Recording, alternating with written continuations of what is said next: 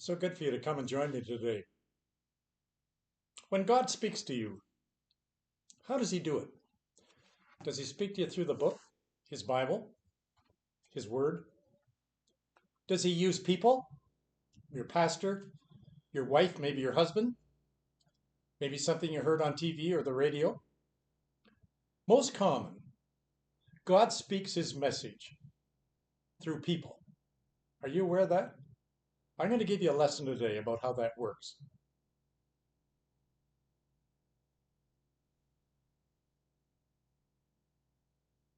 There's a story in the Old Testament. God confronted David through the prophet Nathan. He said, "Thou art the man." He also spoke to Queen Esther in the Old Testament. God used her for his words. And he did it through a man by the name of Mordecai, her uncle. And then Mordecai said to Esther when she was queen, "Who knows? But you have come to this royal position for such a time as this." God blessed Mary and Joseph by an old man named Simeon after 8 days when Jesus was born and he was taken to the temple to be blessed. He gave advice to Moses through his father-in-law Laban. Well, I'm going to tell you a story about something in the Old Testament. A man whom God spoke to, and he used 3 people to get his message through because he wasn't listening on the others. It took 3 of them to do the job. Same message, but it almost didn't work. He almost blew it and didn't receive it. Has God spoken to you and you haven't received it? This is the lesson for you. Come with me and see the struggle. God speaks to him repeatedly. God had spoken to you maybe repeatedly, and you haven't got it yet. Well, let me give you a hint. God's message spoken to you is probably going to come to you through the most unlikely source. So don't be surprised at the voice that's going to be speaking. Today's lesson centers around a man named Naaman. Naaman was an Assyrian. He worked in the military. He was part of the nation's armed forces. He started as a buck private. Now just a foot soldier, he rose in the ranks and he became a general. We're going to call him General Naaman. His country is Syria. Modern day Syria is still there. Its capital is Damascus. Same country. But our story today was 3,000 years old in that same country. Naaman was the Dwight Eisenhower of the day. He distinguished himself in battle and he advanced to the top of his rank. The Bible says that he was a great man in the sight of his master, the king. Highly regarded in the palace and on the battlefield. We enter his story at the high point in his life. He's just defeated the armies of the Israelites and he's killed their king. Just returned home. He's been given a ticker tape parade down through Capital City. And now he's a national hero, paid with immense wealth, new name, unrivaled power, second only to the king. However, in the midst of all this excitement, he looks at his arm when he got home. And what does he see? He sees a patch of skin that's discolored. It turns white. It was the cancer of the day. The man had come home with cancer. Naaman the general, he had contracted leprosy. There was no known cure for leprosy. He knew now that his lifespan was over. And in the ancient world of Naaman, he was now regarded as having something life-threatening. All his courage, all his wealth, all his power, all his connections, they're no good to him anymore. They're useless. Naaman's going to die. But he doesn't know it. The God of Israel is going to intervene. And he's going to do it through the most unlikely sources. God may do that for you when he intervenes on your need. When Naaman invaded Israel and won the victory, he brought back to Syria a little slave girl to live in Naaman's house with his wife and family. That was part of the booty of war. that he'd won. Slave girls were dragged from their home, from their father, from their mother, from the people they loved, and all their dreams of one day getting married and having children were all dashed. She was now a slave girl, away from her mom and dad in her country, back home in a foreign land. Picture what's going on there in that house. Naaman, the new general, at the pinnacle of his career and ambition, has a slave girl, a female, prisoner of war, at the bottom of degradation and hope. Naaman was the perpetrator who put her there. But God's going to use that little girl to save his life. Imagine, the life of this all-powerful general rests in the hands of a little oppressed slave girl. And the Bible says that the little slave girl speaks to Naaman's wife and says, I have a solution for your husband's leprosy.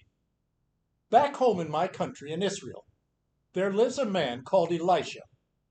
Our God has given him power of life and death. And if your husband asks him, I know he'll heal him. If you're Naaman and you're at stage 4 cancer, the future's bleak, you're going to die, doctors have given up on you, you have no cure, no solution, but Israel is a country that he has just defeated. He's just come back from beating them and killing their king. Captured a little slave girl and took her home with him. How would Naaman go back to Palestine and ask for medical help after what he did to that country? Better yet, here's a little slave girl giving orders. Slave girls don't give orders. Don't tell generals how to live their lives. Let me quote the Bible, 2 Kings chapter 5, verse 1. Here's the slave girl's words to her mistress. If only my master could meet the prophet of Samaria, he would be healed of his skin disease.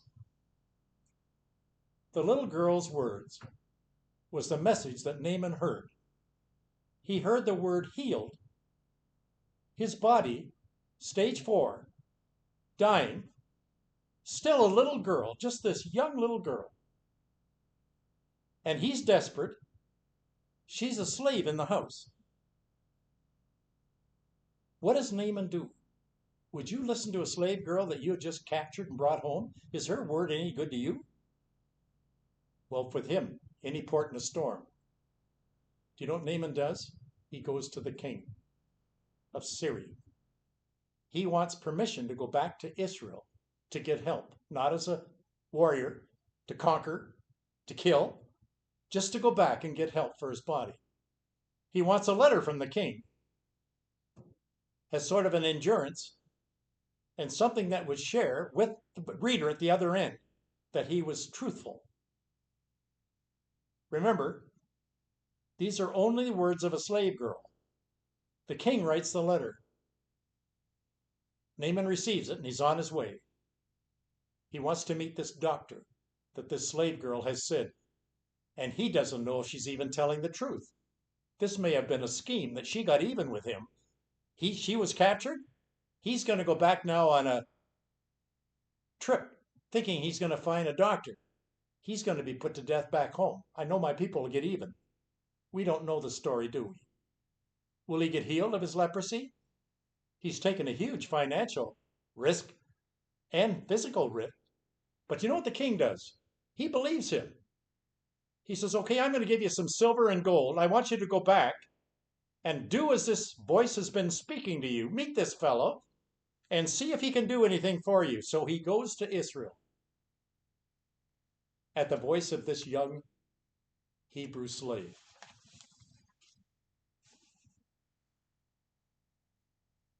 He's received. He's directed to Elisha's house. He leaves the king. He goes to find the new doctor. When he gets there, Elisha sees all this entry coming towards him, and he's probably living outside the town in a small little house. Elisha looks out his window and he watches this impressive spectacle. Horses, chariots, soldiers, banners, wagons, military uniforms, commotion, horses whinnying, men shouting, countryside stillness shattered. Naaman gets off his horse in anticipation of meeting this miracle worker called Elisha. 2 Kings 5, verse 9. So Naaman, with his horses and chariots, arrived in style and stopped at Elisha's door. Naaman is about to meet the man who's going to heal him. But guess what? He doesn't come out of his house. What does he do? Well, instead, he sends out his servant. His servant. Verse 10, 2 Kings 5. Elisha sent out a servant to meet him with this message. Go to the river Jordan and immerse yourself 7 times, and your skin will be healed, and you'll be as good as new. Do you know what Naaman did when he heard that voice from a servant, not Elisha? He blew his stack. He lost his temper, verse 11. He turned in his heels, saying, I thought he'd personally come out and meet me, call on the name of God and wave his hand over my disease and get rid of it. What does Naaman do? He leaves the presence of Elisha's house and stomps away. He orders all his men to follow him. He's going back home. Naaman's second message didn't even come from Elisha. It comes from a little servant. He didn't even meet the man. Well, you know, sometimes God's message comes to you and I from the most unlikely source. It could have been a voice that you heard when you fell down and broke your wrist. It could have been the voice of a young lady taking your money at the grocery store. It may have been a friend of yours just talking on the phone, suddenly giving you some advice that you could have heard that may have helped. No, Elisha just sent his servant, no instructions, so foreign to this man Naaman. He expected something better than that. There was no physical examination. He didn't look at my wrist and see my leprosy. He didn't make me a visit at all. No consultation, just a simple message. Go to the river and immerse yourself 7 times. Well, Naaman was furious. He had crossed that river when he was coming in his battle to capture Israel. He noticed how muddy and murky it was. His rivers back home were far better than that one. Why would he send me to that mess? He said, 2 of our rivers back home are cleaner than that. Why would he not have me bathe in one of those? I could go home and do it at home. God's message sometimes angers you. You didn't like the source. You didn't like what you heard. You were angered by the request. In your anger and disappointment, I'm going home. This has been a complete waste of my time and a huge embarrassment and a disappointment. That was Naaman's second message. Now what's he going to do? Here comes the third message. Verse 13, 2 Kings 5. But one of his servants, he caught up with him when he was heading home, and he said, Naaman, if Elijah had asked you to do something hard and heroic, wouldn't you have done it? Instead, he's saying to you something simple. Go and wash and be clean. But Naaman, for a moment, it all starts with a serious diagnosis. Stage 4 cancer, leprosy. He's going to die. A message comes from a captured slave girl. A doctor in my country, she says, can heal you if you go and see him. He went to see him into that foreign country. He doesn't meet the doctor. All he meets is the servant. But the servant gives the message to Naaman how to get healed. The medication is disgusting. Bathe 7 times in a muddy Jordan. In defiance and anger, he heads home.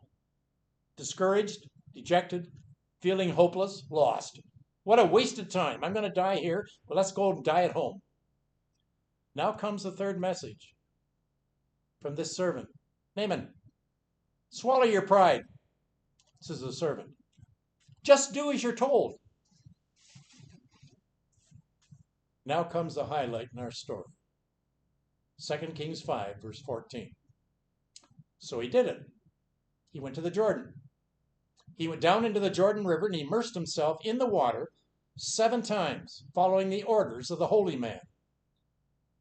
His skin was healed. It was like the skin of a little baby. He was as good as new. He went back to the holy man, he and his entourage, and he stood before him and he said, I know now, beyond doubt, that there is no God anywhere on earth than the God of the Israelites. That last place that Naaman expected to find God was in the Jordan River. He hadn't been treated as a great general at all. He was going to die, but finally he kept his pride intact and he stopped.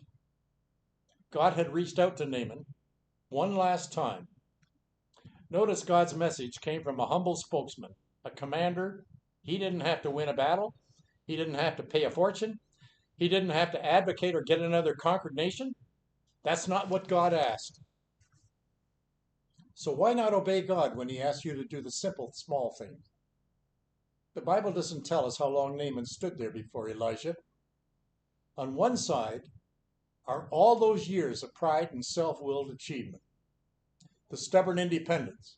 On the other side is God's message, which comes to him from the unlikely source.